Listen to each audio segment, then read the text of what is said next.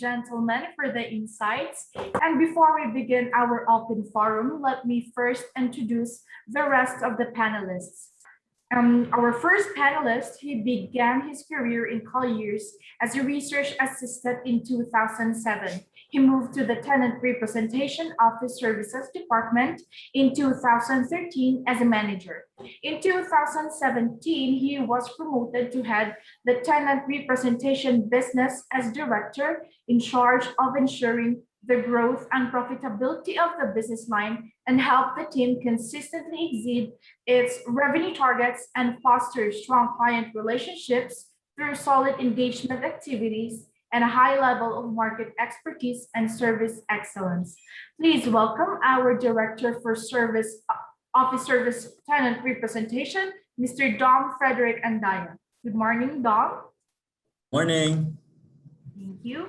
Our next panelist, she has completed several studies and has advised numerous clients all over the Philippines. This include market studies, feasibility, and highest and best use studies in Metro Manila, Greater Manila, and Vismin areas, township projects, and market reports for various Philippine companies, IPOs, and REIT offerings. She currently heads the Vismin team under Colliers Philippines Advisory Services Division, responsible for all the studies in the region, as well as other ad hoc studies in various areas in the country. Please welcome our Associate Director for the Advisory Services, Ms. Karla Domingo. Karla, good morning. Good morning, Donita. Good morning, everyone. And now we are all set for the open forum. Gerard? Thank you again, Donita. So good morning, Dom. Good morning, Karla. I'm glad that you can join us today as our panelists. I'm sure we will be having meaningful conversations with our participants as we have an outsider's view or the Metro Manila view of Cebu. So let's kick things off with a question from one of the participants. So it mentions here the describe Cebu's office growth prospect. So I think I will answer this one first, and probably Dom, you can add later to that. So for Cebu, the office growth sectors, as mentioned in my report earlier, would still come from the BPO sectors. So this would be your voice, and also with the share, and also with shared services offices. So these are the types of industries that have been growing even if during the lockdown. Some of these companies really have been hiring. I've been monitoring some of these companies, and some of them are still hiring even during the pandemic. But when you ask them, all of their operations are work from home. So, Dom, would there be a similar pattern to this with your prospects in Metro Manila? Okay, I want to start answering that question by saying that Cebu will still be Cebu. It's the second business hub next to Metro Manila. So we've seen the facts. It has high vacancy, but at the same time, on the positive side, it has a lot of PESA spaces available right now. And to the point of Gerard earlier, the Cebu market is maturing to a level that it can already accommodate high-level work. And that coincides with the initiative of, say, Cebu in partnership with the outsourcing industries present in Cebu to upskill the talent available in Cebu. So I think that's where Cebu is heading to. With respect to the commercial real estate market, there are challenges on the side of the landlords because of the high vacancy and the high level of supply, but that shouldn't deter them from moving forward and engaging tenants, encouraging them to expand in Cebu because of the opportunities that are present in this location. Recently, we're seeing expansions outside of Cebu, but I think Cebu is now becoming the hub. And the other locations outside of Cebu, like Iloilo, Bacolod, Bohol, would be serving as the spokes. So I think that's how Cebu will be evolving post this pandemic. So yeah, I mean, there are a lot of prospects in Cebu. There have to be adjustments to be made, but Cebu will still be Cebu City. Yeah. Thank you, Dom. Joey, anything you'd like to add to that? You're on mute, Joey.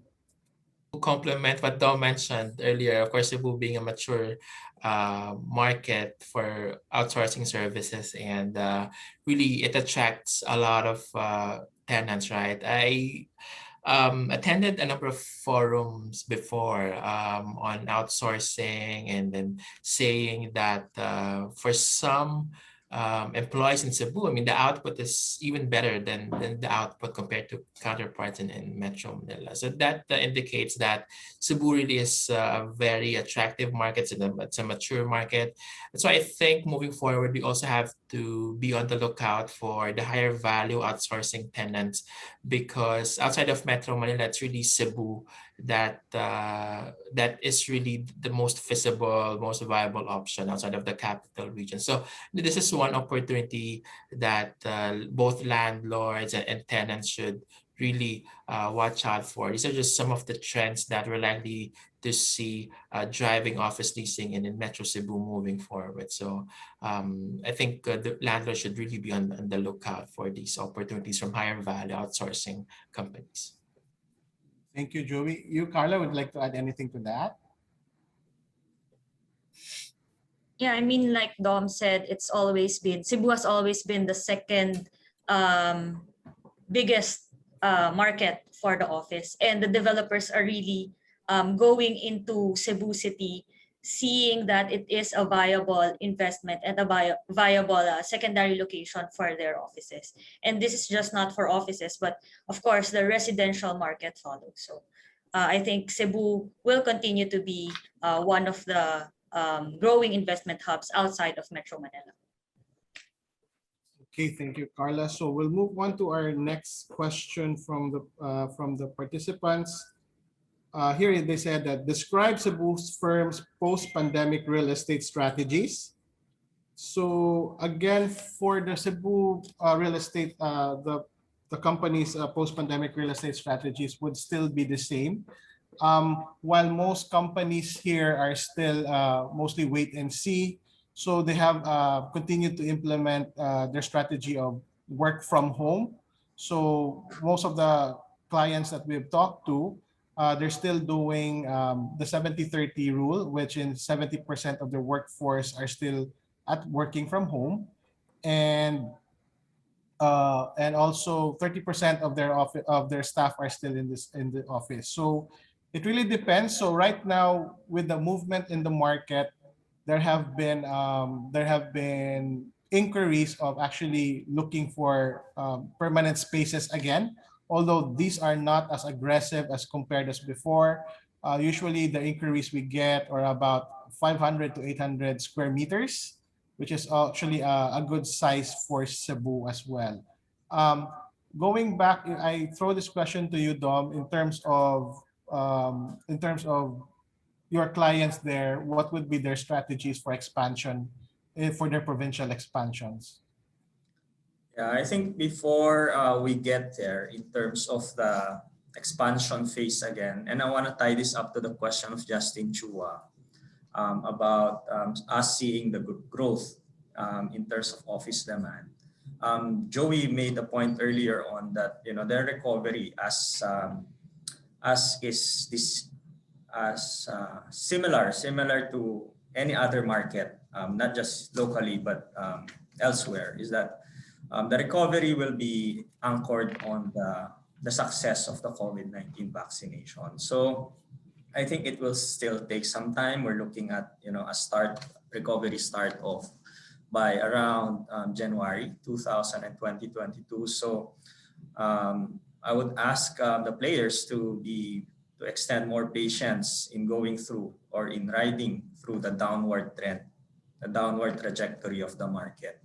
So having said that, there are opportunities that are available right now. So it's just a matter of being more discerning and being more creative in the way you position your buildings, in the way you deal with your tenants. I think right now what we are realizing is that relationship is really the key factor in getting the opportunities that are out there in the market. Have a transparent talk with the players and be able to work out, as Jared said, win-win solutions that will make both parties successful even during this period. Okay, thank you so much, Dom. Now let's pick a question from residential. So, this is a good question. I think Karla, you can answer this. So, what are you projecting a price increase this year? Why or why not? Okay, so for Cebu, no, we believe that the prices will remain stable for the 2021. If there are price increases, it would be minimal. I think the developers are still seen to be more considerate of the market. So they will still give the same promos, the same discounts, extension of down payment terms. This is so that their inventory will continue moving. And I believe that developers will be very considerate given that they have to move the inventory and they have to keep the interest in terms of residential sales. So I think while developers are keen on increasing their prices, I believe their consideration of the market and how the sellers how the buyers are responding to the promos that they're giving out. I think prices would be stable and have minimal price increases for this year. Joey, you'd like to add anything to that? No, we talk about Cebu Residential, Carlos, the authority. So I think she already provided the best answer, but I think it will still be a supply and demand play, Ian. And similar to what I mentioned earlier, Cebu is the largest residential hub outside of Metro Manila. And talk about condominium stock, it has the second largest, only next to Metro Manila. But still a lot of opportunities, still a lot of elbow room for launches, not just for condominium, but for house and lot only projects. So before this briefing, in fact, Carla and I were discussing the slow launches of lot only projects. And of course, a major reason behind that is the fact that land values within Cebu City have increased. So there has really been a slower launch of new projects. So even previously, we already saw, a stable increase in prices of lot only and house and lot projects. But of course, the pandemic has disrupted that trend, the increase in prices. But I think recovery will be there. So I highlighted the recovery in neighbors earlier, the recovery of the outsourcing sector, and of course, a successful rollout of the COVID-19 vaccine, still a stable demand from OFWs. And we believe that, moving forward, once the confidence in the market is restored, prices will again increase. Perhaps not as fast compared to pre-pandemic level, but the potential will definitely be there. Okay, thank you very much, Joey. So one interesting question as well here is that what are the residential demand drivers you see post-pandemic? Who would like to get a shot at it? Karla? Okay. So for residential, I'll go first. So we believe OFWs will remain to be a big part of the market as countries now where the OFWs are starting to open up with the successful rollout of their vaccines, OFWs going back to their work. So we see that the income coming from OFW remittances have been bouncing back, and this will drive further sales in the residential market. Local and investor end user market would also be a big part in the residential market as these people are seeing good deals for residential condos, not only condos, but also house and lots only. So I am said the developers are being more considerate because there is a positive response in the promos and the deals that they are putting out in the market. And that keeps the interest, that keeps the sales rate of Cebu not as low as compared to the other provinces. So I think it would still be the OFWs being the major part of the market, followed by, of course, your end users and your local investors. Now, Joey, any thoughts? Well, when you talk about all these recovery enablers, demand drivers, one interesting point that I got remember, Ian, when I went to Cebu and we had a around with the developers, whenever I would pick the brains of the developers, the landlords, they would tell me that they would get a pretty good decent demand from the BPO workers. And what's interesting is once Cebu further improves its, say, a ranking or profile in terms of the companies that it attracts as locators within the outsourcing sector, and further improves the profile of its locators from mere BPO or back office operations to higher value outsourcing services, the knowledge process outsourcing. Of course, these employers will be paying their employees more, so that of course will improve the purchasing power of their employees, and of course that should translate to a better take up from this segment, the outsourcing employee. So I think that is again one interesting segment, demand driver, that developers should really consider moving forward.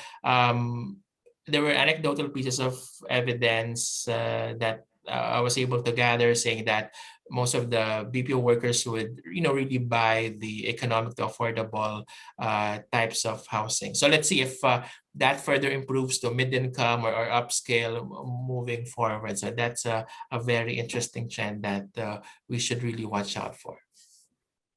Okay, thank you, Joey. Carla, so there is an interesting question here that can be answered by both office market and residential market. So I'm assuming this question comes from a developer.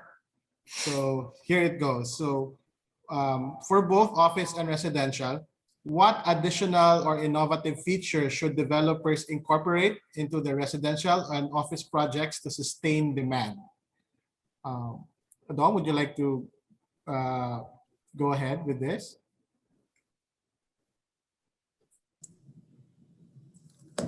Yeah, sure. So the question is about the innovative Features. features. Yes, look into, well, before going to that, look into the building house rules and regulations. I mean, that's the most basic thing that developers should do without incurring much cost, because with the low occupancy and the higher cost of maintaining buildings right now, you'd want to go to the basics first. Look at things that you can improve on. Talk to companies like us in terms of best practices that have emerged during this pandemic in terms of property management. And you can find several best practices that won't cost you much.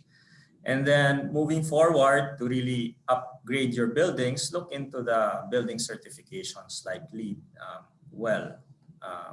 And these are things that are becoming important for occupiers, because by having these certifications, the quality of the building as well as the way you treat your tenants in the buildings would be several notches higher, and these assure your tenants of the health and safety in terms of their operations in the building.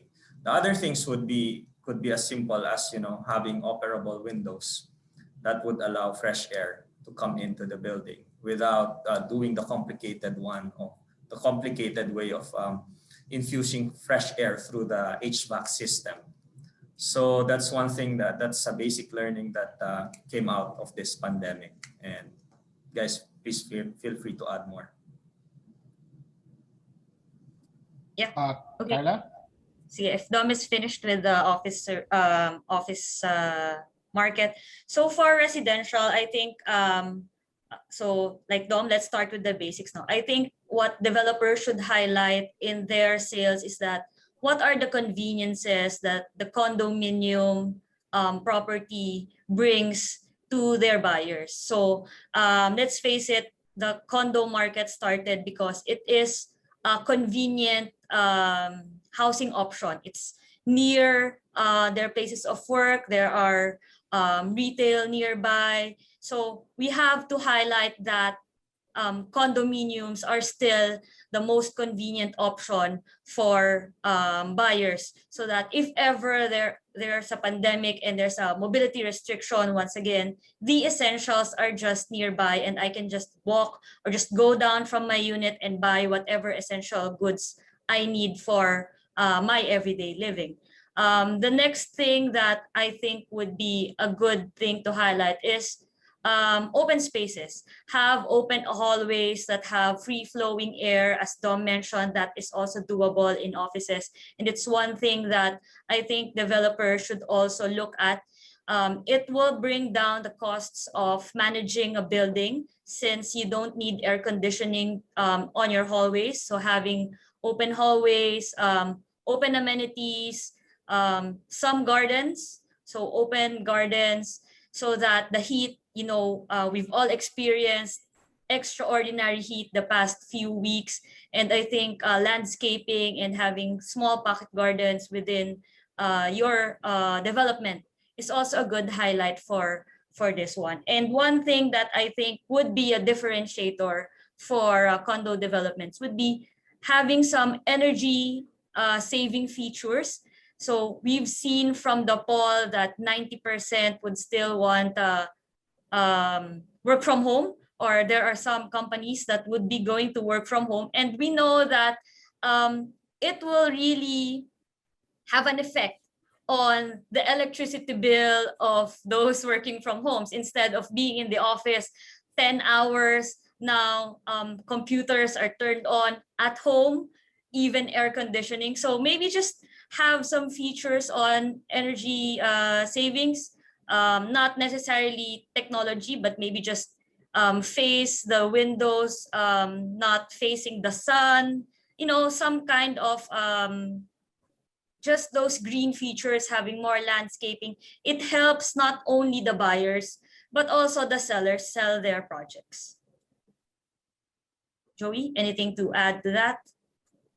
I think Dom and Carla already mentioned a lot of interesting insights, but perhaps just to encapsulate what they mentioned, Dom highlighted the need for wellness, certified buildings, sustainable office buildings. And remember, we just had that briefing on sustainable buildings across the country in Makati, in Cebu, and Davao. And that has been the buzz phrase over the past few days and weeks, having sustainable, wellness certified office buildings. And Carla also mentioned the convenience, having green spaces. So we should be on the lookout for these demand drivers. And we believe that beyond 2021 and beyond this COVID-19 crisis, these are just some of the trends that the demand for these types of buildings was highlighted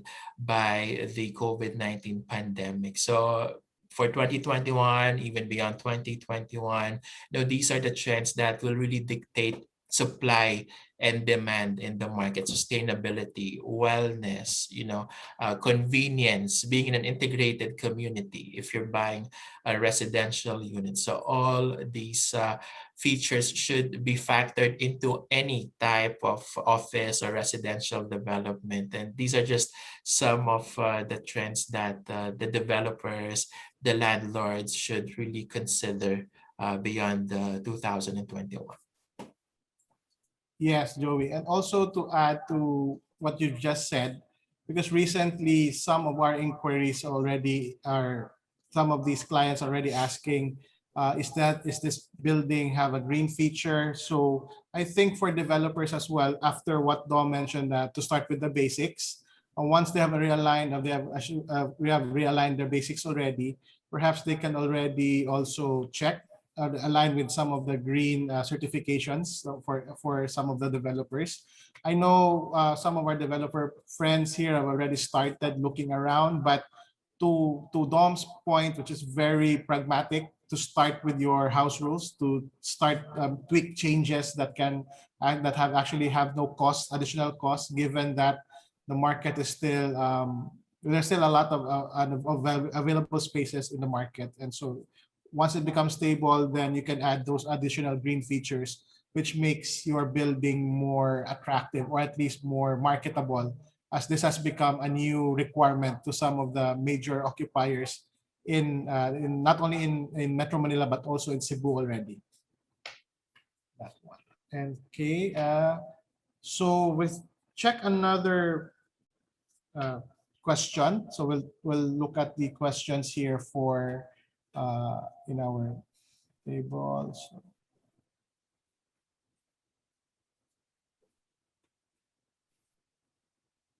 I think, Joey, this is a question for you.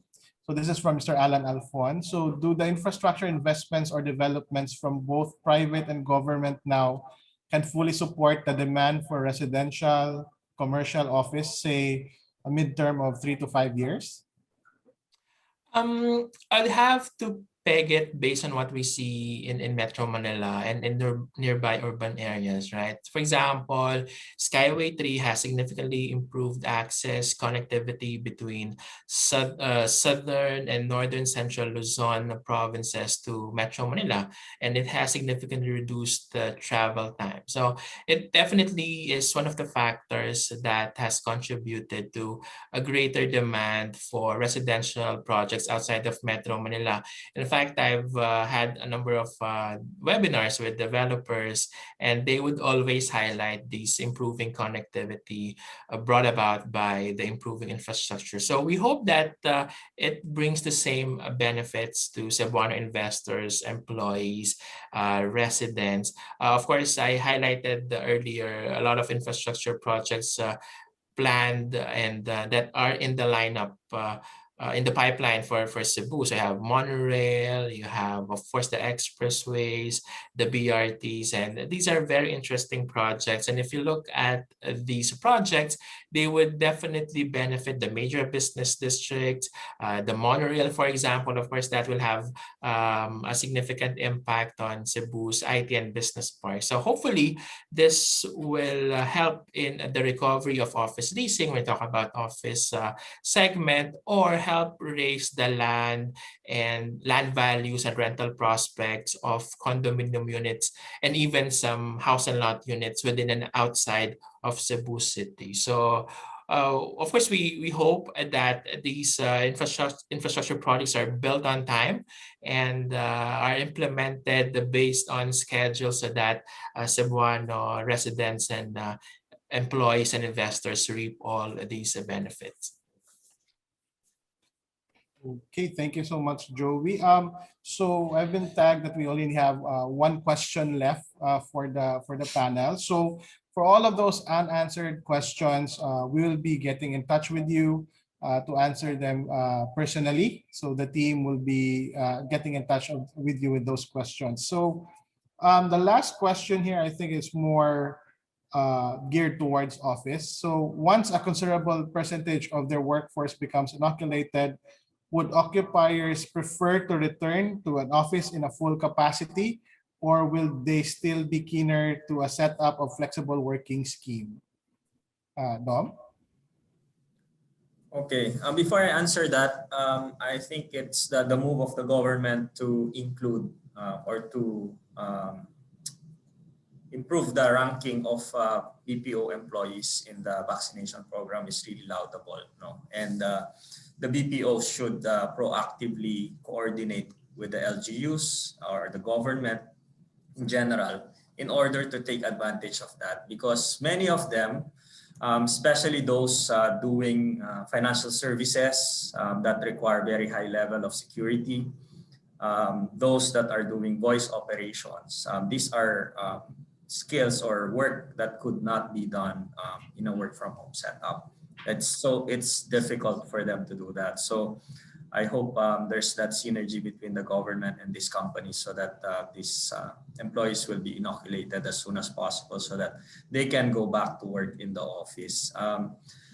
In terms of the BPO in general or the office sector in general, we expect a hybrid model kind of work arrangement to be implemented, depending on the functions and the level of digitization of the companies.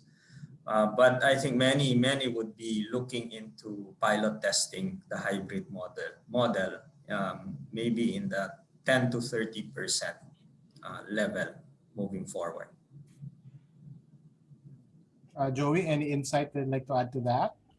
I think an insight that I can add is based on the results of our survey earlier, saying that post-pandemic, 70% of our respondents are still willing to implement a flexible work scheme. So not necessarily all employees reporting on-site. It could be 50% on-site, 50% work from home, or 50% in a traditional or co-working office space. I believe Dom is working right now in a co-working serviced office space. So, this is something that we're likely to see moving forward. And of course, whether you're in Manila or Cebu, you're implementing all these work schemes and are really following where your employees are. That's the hub and spoke. When the trend is no longer the employees following where the office or the business hub is, but it is the companies that are following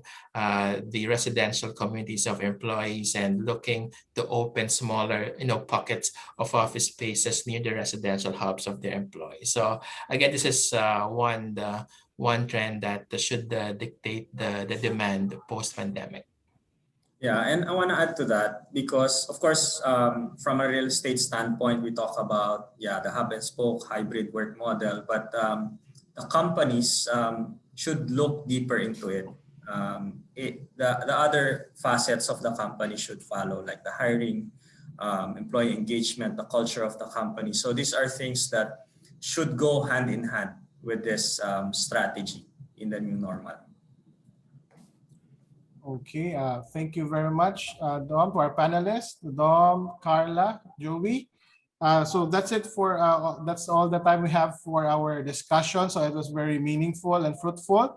And again, to those questions that we have not answered, we'll be getting in touch with you.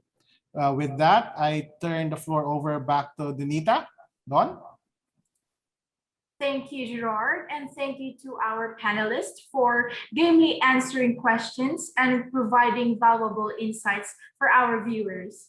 And now to officially close the program, let's hear some final remarks from our Managing Director, Mr. Richard Raymundo. Good morning, Richard. Morning, Donita. Thank you for joining us this morning in our Cebu property market briefing. I hope that you were able to get valuable insights that will help you in your property investment decisions. We got a lot of great questions. We will try to reply to you and email you for those that we weren't able to answer. While there are challenges, there are definitely opportunities in the market. I hope that the successful vaccination program will be the impetus for us to get out of this trough. So please reach out to us and the Colliers team, and we would like to help you accelerate your success. Stay safe and healthy, and we're looking forward to talking to you soon. So I'll give it back to Donita. Thank you, Richard. And to everyone, thank you for all who joined our webinar today. You are all welcome to ask your questions if you'd like, if you have some, and if you'd like to stay updated on our latest news and insights on the Philippine real estate sector, please follow and subscribe to our online channels. We have our website, colliers.com, and we are present in several social media platforms. If you'd like to hear the best option in office market, you may explore our listings by visiting cebuofficespace.colliers.com. If you'd like to hear more from Colliers, we have a regular bi-monthly column at the Philippine Daily Inquirer called Colliers Reviews by Joey, our head of research. This is published every other Saturday in the Inquirer property section. So make sure you grab a copy of the Inquirer or stay tuned online at inquire.net. And once again, on behalf of Colliers Philippines, thank you for being with us today. Stay safe, stay healthy, and we look forward to seeing you again on our next webinars. Goodbye, everyone.